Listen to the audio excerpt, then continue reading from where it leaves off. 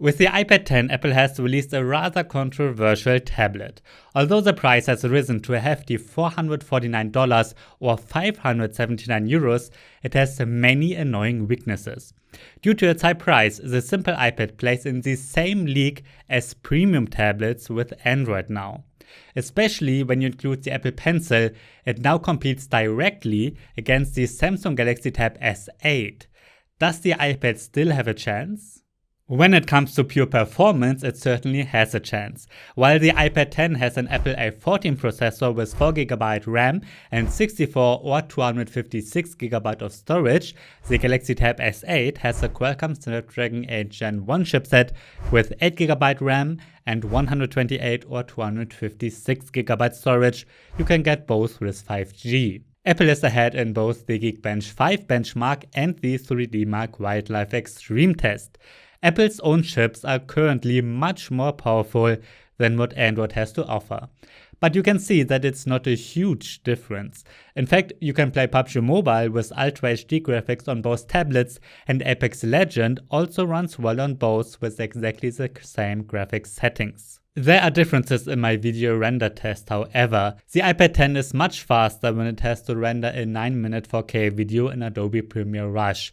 Very impressive. What's great about Samsung is that the cheapest version has twice as much storage at 128GB. That's quite important because if you want to install a lot of games or edit a lot of photos and videos, 64GB is pretty low. And Samsung also lets you expand the storage using a microSD card. Apple doesn't support one. The iPad 10 has a 10.9-inch LCD with a resolution of 2360 by 1640 pixels. At 500 nits, it's very bright, colors look great, and the contrast is also good. However, it's quite unfortunate that the display is not laminated despite the high price. An air gap is visible between the IPS panel and the touchscreen.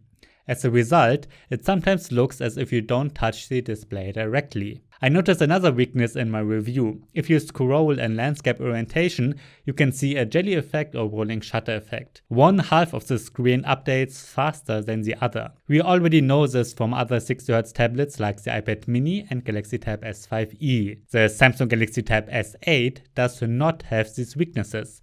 Here the display is 11 inches, it's also high resolution at 2560 by 1600 pixels, colors look great, and it's similarly bright. The screen is fully laminated and supports not only 60Hz but also 120Hz. This makes animations look smoother and there's no jelly effect. So when it comes to the display, Samsung has the edge. And that's the case regarding their pens. The Galaxy Tab S8 is usually a bit more expensive, but the S Pen is already included. You do not have to buy it separately.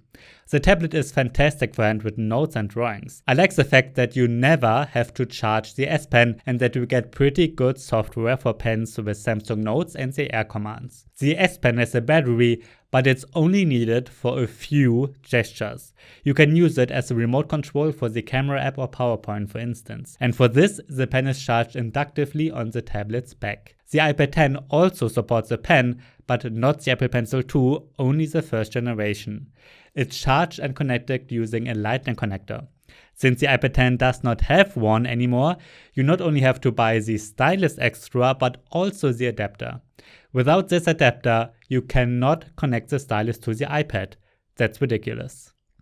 Well, apart from this adapter, the Apple Pencil works great. Just like with the S Pen, you can draw and write notes very well. I think Apple's software is even a little bit better, mostly because the scribble feature works so well. However, the non-laminated screen plays a role here. Because of this air gap, I think that you can draw a bit more precisely on the Samsung. Because of this and the adapter, I think the S Pen is better in this regard. Both tablets have a very high quality build and are completely made of metal. The basic design is very similar.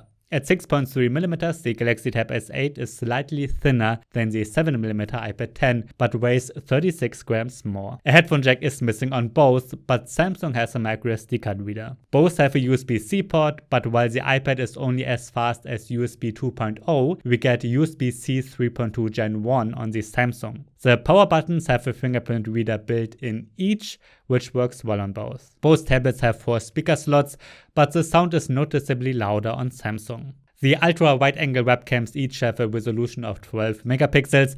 That's also the resolution of the main camera on the iPad, while the S8 offers 13 megapixels. There we also get a 6 megapixel ultra-wide-angle camera and an LED flash. Both are missing on the iPad 10. The optional keyboard covers are almost identical. For the iPad 10, Apple offers a magic keyboard folio that looks like Apple copied the design almost one-to-one from the book cover folio keyboard for the Galaxy Tab S8. However, I think I first saw this design from Lenovo. Well, no matter who copied from whom, the keyboards are almost identical. Both are nice and big, so you can write on them quite comfortably, and the touchpads work well too. In the end, Samsung wins here because the keyboard is cheaper and you can fold out the folding stand much further. In return, I think that Apple is slightly ahead in terms of software. The iPad 10 runs iPadOS 16, and I think it's great that there are more apps that are being developed specifically for tablets. These include Adobe Photoshop and LumaFusion, for instance. I used to think that Android was much better, but Apple has improved a lot within the last couple of years and supports almost everything we used to get only on Android now. It's just a shame that the iPad 10 doesn't support the new Stage Manager. With the Galaxy Tab S8, we also do get really good software.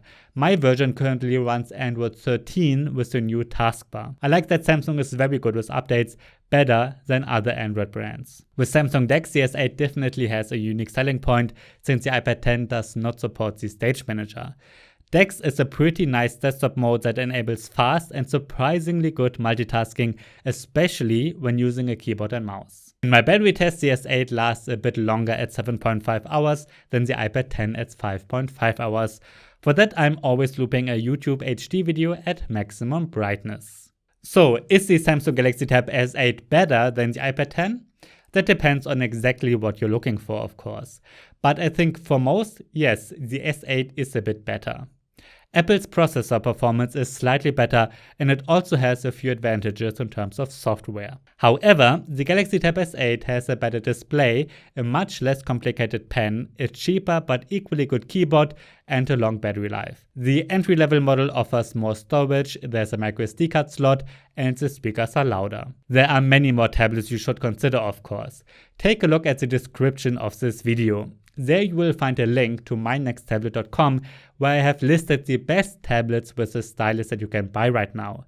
The iPad 10 and Galaxy Tab S8 are among them, but I reviewed many more that made it onto the list.